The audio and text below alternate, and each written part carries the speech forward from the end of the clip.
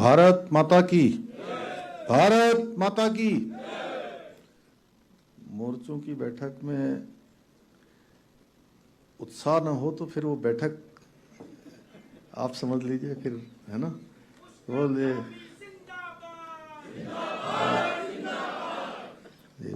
भारत माता की, भारत माता की, भारतीय जनता पार्टी जिंदाबाद, भारतीय जनता पार्टी जिंदाबाद। संयुक्त मोर्चा बैठक जिनके तत्वाधान में यहाँ पर हो रही है, हमारी पार्टी के हमारे यशस्वी और कर्मठ प्रदेश अध्यक्ष, राज्यसभा के सांसद आदरणीय महेंद्र भट्ट जी, हमारे संगठन मंत्री आदरणीय अजय जी, प्रदेश के संयोजक सदस्यता के आदरणीय कुलदीप जी, प्रदेश महामंत्री आदित्य कोठारी जी, खिलेंद्र जी, राजेंद्र जी, सुश्री स्वराज विद्वान जी, और इसका संचालन करने वाली आज के मोर्चे की बैठक का नेहा जोशी जी, प्रदेश उपाध्यक्ष शैलेंद्र जी बिष्ट, मुकेश कोहली जी, प्रदीप बिष्ट जी, नीरू देवी जी, एवं मंच पर आसीन हमारे समीर जी, सांग जी और सभी पंडित जी से लेकर राकेश जी तक। अब इसमें नाम क्यों कम लिखे हैं? सभी उपस्थित हमारे मंचासीन सभी हमारे सभी पदाधिकारीगण और मेरे सामने बैठे हुए सभी मोर्चों के हमारे देवतुल्य कार्यकर्ता पदाधिकारी भाइयों एवं बहनों, मैं सबसे पहले तो आप सभी का ये उद्घाटन सत्र है और उद्घाटन सत्र में अभी कुलदीप जी ने बहुत विस्तार से सारी बातें यहाँ पर रख दी हैं और बहुत मैं समझता हूँ उसके बाद बहुत कुछ ज़्यादा बचता नहीं है। अब जो भी सत्र रखा होगा माननीय संगठन मंत्री जी ने और अध्यक्ष जी ने वो आपका चलेगा। मैं अपनी ओर से आप सभी का, चूँकि संगठन पर्व प्रारंभ हो रहा है, मैं आप सबका स्वागत करता हूँ, हृदय से आप सबका अभिनंदन करता हूँ। और बैठक में जो सम्मिलित किए गए विभिन्न विषय हैं उनको मैंने देखा है, जैसा मुझे बताया भी गया, और पिछली बैठक में महानगर की हम लोगों ने इसका शुभारंभ भी किया था। वहाँ लोगों महानगर के कार्यकर्ताओं के बीच में ये अभियान हम लोगों ने प्रारंभ किया था और विधायकों के बीच में भी हमारी गैरसैंण में माननीय प्रदेश अध्यक्ष जी की उपस्थिति में और संगठन मंत्री जी की उपस्थिति में सभी मंत्री और विधायकों के साथ भी बैठक हो गई है। और इस बैठक में भी सदस्यता अभियान, संगठनात्मक विषय, मन की बात, बूथ सशक्तिकरण अभियान सहित अनेक विषयों पर आप सबके साथ मंथन किया जाएगा। और लंबे समय से आप सब लोग इस काम को करते आए हैं, अब फिर से एक नए उत्साह के साथ, क्योंकि जब भी हमारी बैठक होती है हम सब लोग मिलते हैं तो एक नई ऊर्जा लेकर फिर से हम अपने स्थानों पर जाते हैं और नए तरीके से जो हमारा राष्ट्रीय नेतृत्व तय करता है उस अभियान को आगे बढ़ाते हैं। और आज की बैठक में भी मुझे पूरा विश्वास है कि जो दिन भर आप सब लोग यहाँ बैठेंगे और बहुत सारे सत्र होंगे, बहुत सारे लोगों के हमारे हमको उद्बोधन मिलेगा, एक मंथन होगा और इस प्रेरणा रूपी अमृत निश्चित रूप से इस मंथन से निकलेगा और ये हमारे राज्य के लिए भी और भारतीय जनता पार्टी के लिए भी लाभकारी होगा। मुझसे पहले आप सभी को अभी प्रदेश अध्यक्ष जी वगैरह अभी तो बोलेंगे, अभी लास्ट में अभी इनका उद्बोधन प्राप्त होगा, इसलिए मैं ज़्यादा कुछ नहीं बोलूँगा। पर मैं एक बात ज़रूर कहना चाहता हूँ कि हम इन विशेष अभियानों के माध्यम से समाज के हर वर्ग तक हम पहुँचें, ये हमारा प्रयास होना चाहिए। इससे जहाँ पार्टी की गतिविधियाँ बढ़ेंगी, पार्टी का विस्तार होगा, वहीं आपके स्वयं के व्यक्तित्व के विकास के लिए भी ये बहुत आवश्यक हो जाता है। लोगों तक आपकी पहुँच बनती है और लोगों के बीच में से माउथ पब्लिसिटी से कहीं ना कहीं जिनको आप संगठन से जोड़ने का काम करते हैं वह भी आपके लिए एक आधार बनते हैं और इस अभियान के द्वारा हमें विभिन्न समुदाय के साथ ही जो समाज का प्रबुद्ध वर्ग है, युवा वर्ग है, विशेषकर हमारी मातृशक्ति महिलाएं हैं और इसमें कार्यकर्ताओं के छोटे छोटे समूह बनाकर हमें लोगों के बीच में जाना है और आदरणीय प्रधानमंत्री जी के नेतृत्व में जो भारत की बदलती हुई तस्वीर है और पिछले 10 वर्षों में जिस प्रकार से भारत बदला है, वो सब तस्वीर हमने लोगों के बीच में लेकर जानी है और केंद्र और राज्य सरकार की जो योजनाएं हैं, जो कल्याणकारी योजनाएं हैं, काम हैं, वो सभी को, जिनको भी हम सक्रिय कार्यकर्ता बना रहे हैं, जिनसे संपर्क कर रहे हैं, उन सब के बीच में लेकर जाना है। और ये काम हमारे मोर्चे के जो कार्यकर्ता हैं, मोर्चे के जो पदाधिकारी हैं, उनकी जो है इस काम को करने में बहुत महत्वपूर्ण भूमिका है, क्योंकि ये केवल अभियान पार्टी के जो हमारे सदस्य हैं, केवल सदस्यों को बढ़ाने का अभियान नहीं है, बल्कि यह हमारे जो वैचारिक मूल्य हैं, हमारी पार्टी की नीतियां हैं, हमारे सिद्धांत हैं, उन सबको भी जन जन तक पहुंचाने का एक बहुत बड़ा अवसर हमारे सामने है। और 2 सितंबर को, जैसा अभी कुलदीप जी ने बताया, कि जब हम इस अभियान को प्रारंभ करने वाले हैं, उसी दिन जो इन्होंने अभी नंबर यहाँ पर लॉन्च हुआ है, वो नंबर भी तभी एक्टिवेट होगा और हमारे प्रधानमंत्री मोदी जी पहले सदस्य बनेंगे। उस दिन जो है राष्ट्रीय अध्यक्ष जी उनको सदस्य बनाएंगे और ये केवल एक औपचारिकता नहीं होगी, बल्कि एक प्रतीक होगा कि हमारी पार्टी का हर एक सदस्य कितना महत्वपूर्ण है। और मुझे हमारे जो प्रेरणा स्रोत पंडित दीनदयाल उपाध्याय जी के विचार हैं, वो हमेशा हमारा मार्गदर्शन करते हैं कि समाज के अंतिम छोर में खड़े हुए व्यक्ति तक हमारा संगठन पहुंचे, हमारी सरकार पहुंचे और ये तंत्र नीचे तक जाए। और उन्होंने कहा था कि आज का विरोधी कल का मतदाता बने,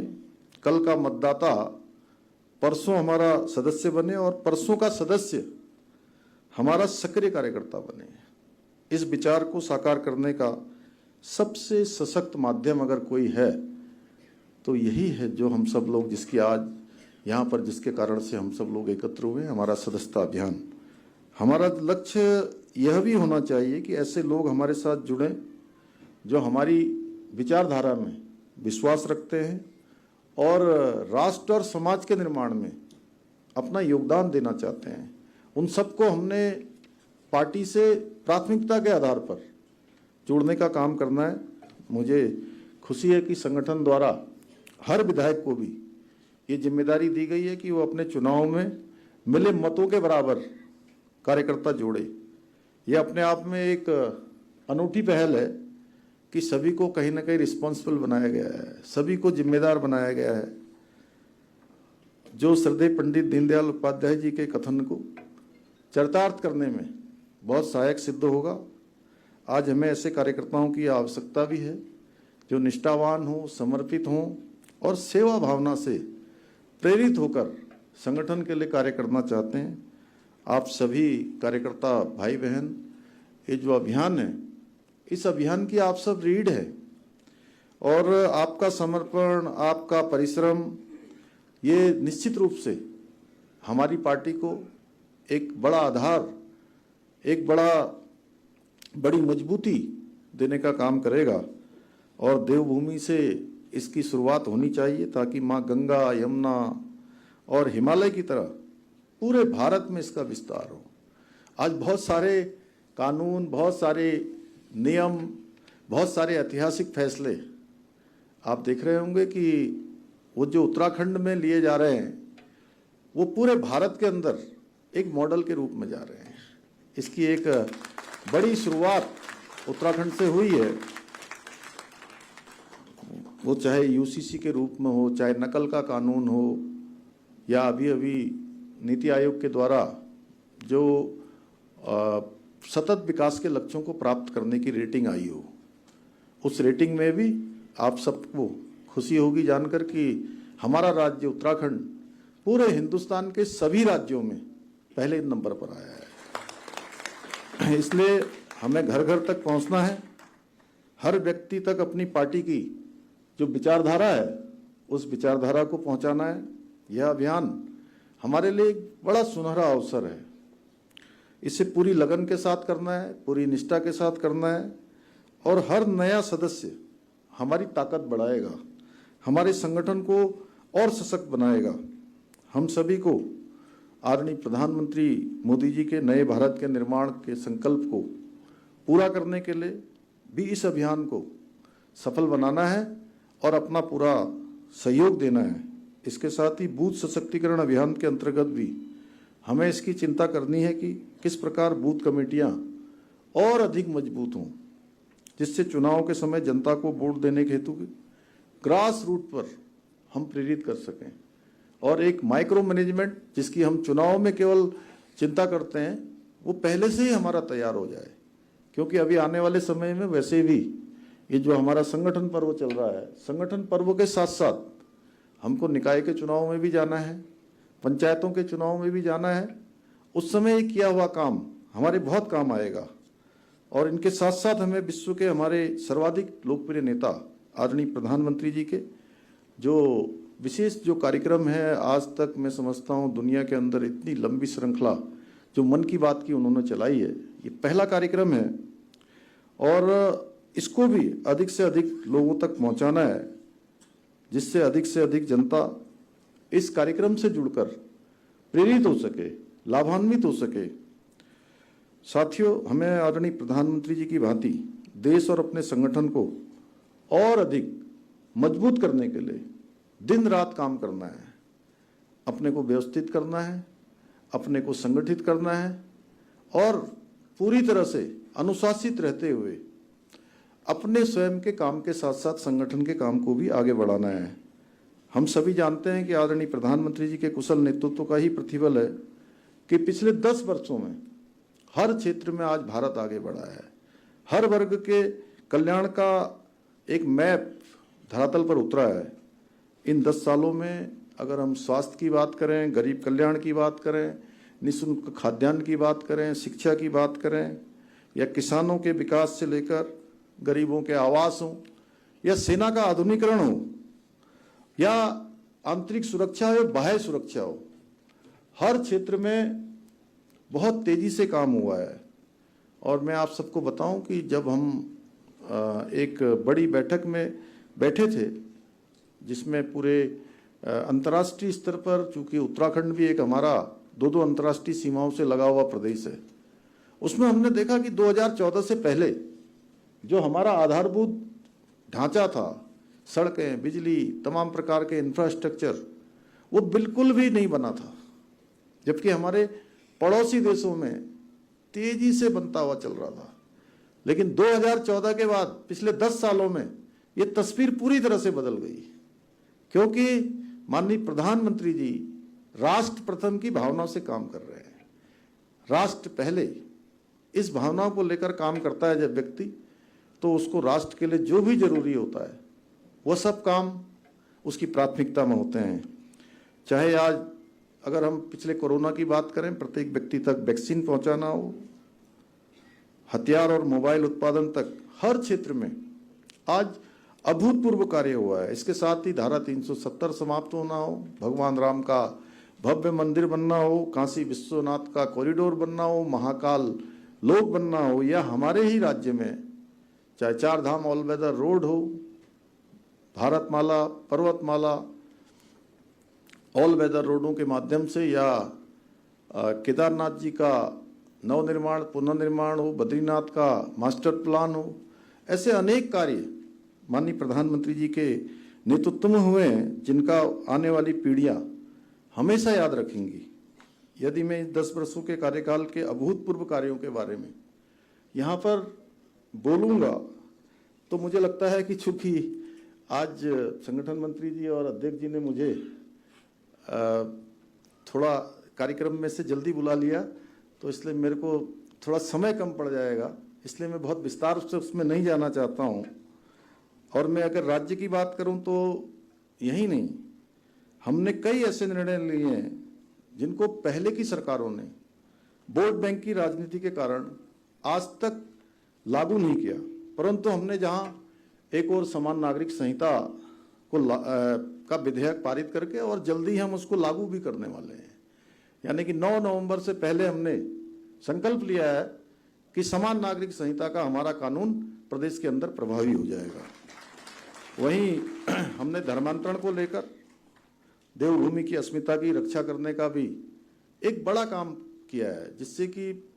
राज्य का जो मूल स्वरूप है वो मूल स्वरूप बना रहे और आने वाली पीढ़ियों को भी हम ये कहीं ना कहीं देवभूमि का स्वरूप बनाकर उनको विरासत में आगे बढ़ाने का काम करेंगे। चाहे अतिक्रमण की बात हो, इसके अतिक्रमण जो हटाने का काम हुआ है एक बड़ा अभियान था,